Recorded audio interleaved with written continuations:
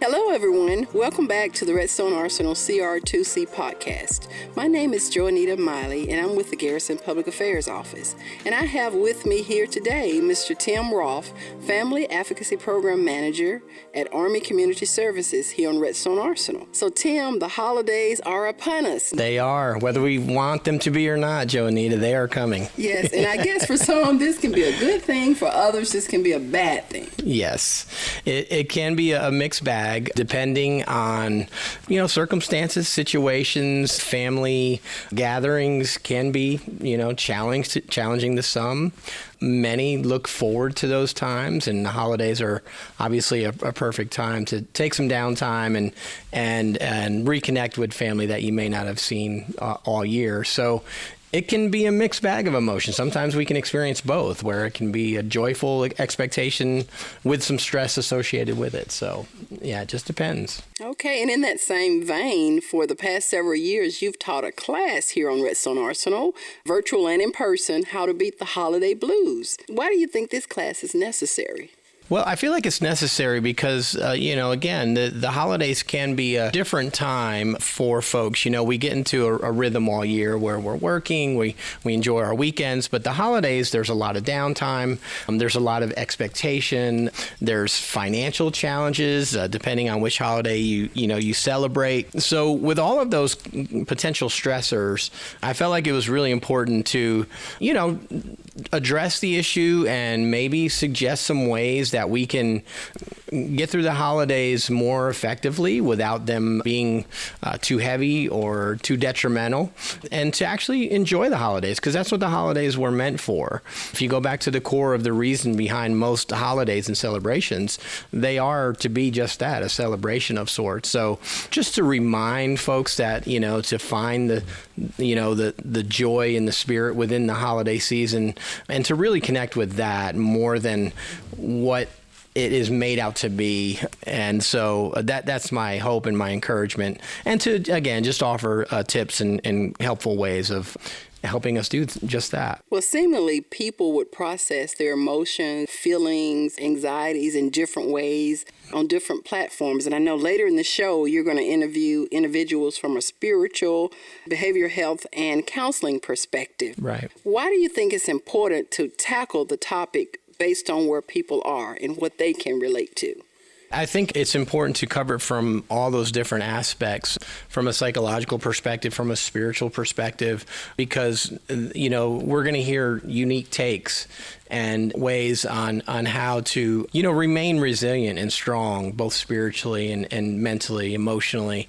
And so we're looking forward to speaking with those individuals and those interviews that are coming up, because we all have, resources and things that we can tap into, and we want to share all of those resources with the community if it needs to be. And so how do we know the difference is if we're just dealing with the normal holiday stress, or if we truly have something that can be diagnosed as a illness, a mental or behavioral health issue? So what's the difference in that and what you're calling just the holiday blues? Yeah. Stress is a normal part of life, and we all experience stress to some degree. And that's normal. It's natural. It's actually expected. But when we get into something of more of a clinical type of situation, we certainly want to reach out for help, especially if there's a formal diagnosis. If we become more than stressed, if it enters into something more clinical like depression or an anxiety that's getting out of control, we definitely recommend that you reach out for professional help and assistance. Some things that you can look out for is trouble with sleeping and eating changes, whether it be eating too much or not eating at all, problems with relations, lack of energy, to the degree that it's impacting your life in some way. So, again, we all experience stress. That's expected. That's normal. But if it's impacting your life in a negative way to a degree that you need professional help, we certainly encourage you to reach out and seek that. One of the diagnoses that we see for this time of year increase is a diagnosis of seasonal affective disorder. And about 14% of Americans are diagnosed with this seasonal affective disorder around this time of year. And some of the symptoms, again, can be fatigue, feeling tired, tired more than usual. You lose an interest in things, maybe having trouble concentrating and focusing at work or at school. And again, sleeping habits that are changing, and maybe even, physical elements like headaches, upset stomach, those kinds of things that we want to look out for. And are you teaching the class again this year? We are, yes. We're going to launch the class again. It's going to be offered on December 19th during a lunch and learn. And I will be getting the MS Teams link out today to the community. I'll send that to your office, and we can market that, and hopefully those who'd like to attend will like to attend. We have a lot of great information for them, so we're looking forward to it. And so what can participants expect to get out of this class? Yeah, so again, we're going to look at some statistical information about the season and whether, we are dealing with basic stressors, life stressors, or if it's more of a clinical diagnosis that we need to deal with. We want to dispel some myths. One of the myths that we're going to cover is the fact that a lot of people believe that suicide rates increase during the holiday season, but that's actually not true. In any given year, we see higher rates of suicide in the warmer months, late spring, early summer, interestingly enough. So the suicide rates do not increase dramatically, but we do see things like, we're inside more, we don't get sunlight, which has an impact, on our mental and emotional state a lot of times. Again, pressures of the season. So those kinds of things that we're going to look at and explore and offer some helpful tips on how to deal with those things more effectively. And what do you think we can do as teammates, leaders, co-workers to help those who may be struggling? Just to be, watching out for our teammates. We don't ever want to leave anyone behind. If you notice that somebody is struggling a little bit more than usual during the holiday season, definitely reach out to them, talk with them. I had a really great conversation with a fellow employee yesterday about some stressors that I was dealing with, and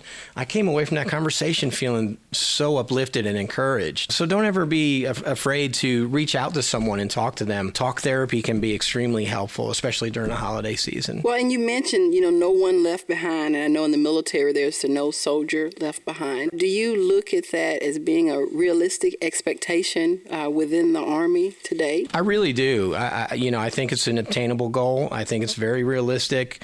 And if we create that culture within our work environments, I think it's very obtainable. And we're striving to do just that. We're launching a lot of initiatives. We're talking within the CR2C now of launching some leadership initiatives to where leaders are now impacting the culture in more effective ways and creating more of a positive environment for people to work in and be able to reach out to, for help when needed, and dispelling that myth that, needing help is a sign of weakness. That's a myth that's very harmful to people who are maybe struggling with mental and emotional issues, because there's real help out there. There's a lot of great help out there. And so if we can create that culture within the Army and in our individual workplaces, and it being from top down, from leadership, the top levels of leadership down, I think we can certainly obtain that goal for sure. What advice do you give an employee who may be struggling right now and just doesn't know how to reach out for help?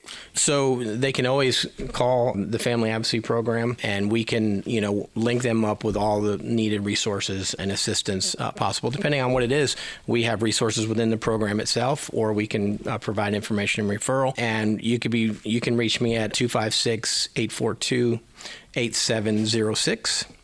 in the global under timothy.j.rolfe. I highly encourage anybody to send me an email, call. All of the services are confidential, and we only share information on a need-to-know basis. So anything you say to us will be held in that strict confidentiality standard. Well, we thank you for sitting down with us today to talk about the class. It's always a joy working with you and learning about all the innovative new platforms, that you're having over at the ACS to support families, whether they be civilian or military families. Is there anything else that you want to tell us about that might be on the horizon for the FAP? For the Family Advocacy Program, we're doing a lot of, again, leadership type initiatives where we're providing at request. If you have if your organization would like for us to come in and provide prevention type training, whether it be leadership and professional development, we can do couples enrichment trainings, parenting trainings.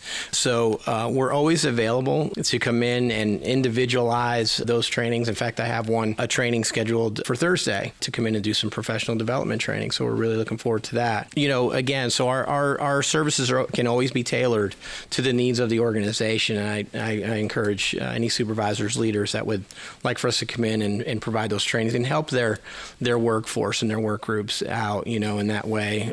We're always available. So please give us a call. Thank you for talking with us today, and we all look forward to participating in the class. You've heard it here, listeners. December 19th, MS Teams Lunch and Learn, How to Beat the Holiday Blues. Thanks for listening.